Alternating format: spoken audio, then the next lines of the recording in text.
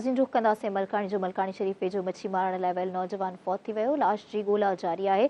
महराब regulator वासी बजो चांडो मच्छी मारण लाइ घरां निकितो पर वापसि घर न मोटियो। वारसनि ॿुॾी फौत थियण जी तस्दीक करे छॾी आहे। वधीक अपडेट्स लाइ नाज़रीन अव्हांखे ॿुधाईंदासीं। मलकानी शरीफ़ वेझो मच्छी मारण लाइ वियल नौजवान फौत थी वियो। लाश जी ॻोल्हा जारी आहे। महराब रेगुलेटर वासी बजो चांडो मच्छी मारण लाइ घरां निकितो पर वापसि घर न मोटियो। वारसनि ॿुॾी फौत थियण जी तस्दीक करे छॾी आहे।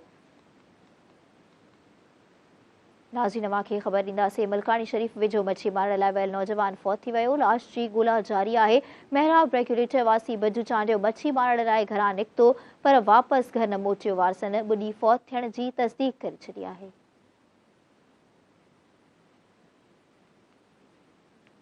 नाज़रीन ख़बर अव्हांखे ॾींदासीं। मलकानी शरीफ़ वेझो मच्छी मारण लाइ वियल नौजवान फौत थी वियो। लाश जी ॻोल्हा जारी आहे। महराब रेगुलेटर वासी बजू चांडियो मच्छी मारण लाइ घरां निकितो पर वापसि घर न मोटियो। वारसनि ॿुॾी फौत थियण जी तस्दीक करे छॾी आहे।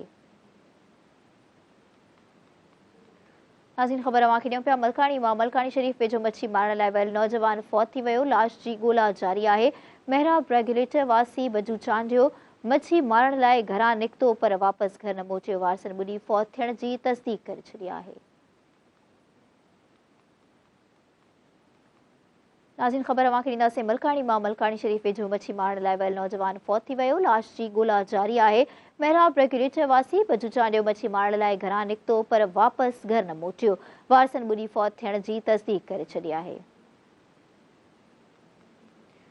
नाज़रीन ख़बर अव्हांखे ॾियूं पिया मलकानी मां। मलकानी शरीफ़ वेझो मच्छी मारण लाइ वियल नौजवान फौत थी वियो। लाश जी ॻोल्हा जारी आहे। महराब रेगुलेटर वासी बजू चांडियो मच्छी मारण लाइ घरां निकितो पर वापसि घर न मोटियो। ॿुॾी फौत थियण जी घर वारनि तस्दीक करे छॾी आहे।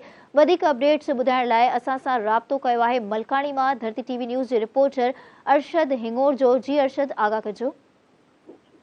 जी मलकानी शरीफ़ लॻ महराब रेगुलेटर जो रहवासी ख़ुदा ॾिनो वल खमूं चांजो जेको कल्ह शाम जो मच्छी जे शिकार लाइ घरां निकितो, जेको राति देरि ताईं घर न मोटियो।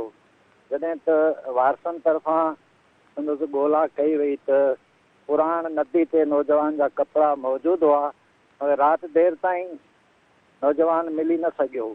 जॾहिं सुबुह जो टोबा घुराए ॻोल्हा कई वई त संदसि लाश हथ आयो, जंहिंजो लाश घर पहुचण ते कोराम मची वियो। जी अरशद हिंगोर जो अव्हांजी वॾी महिरबानी तफ़सील ॾियण लाइ।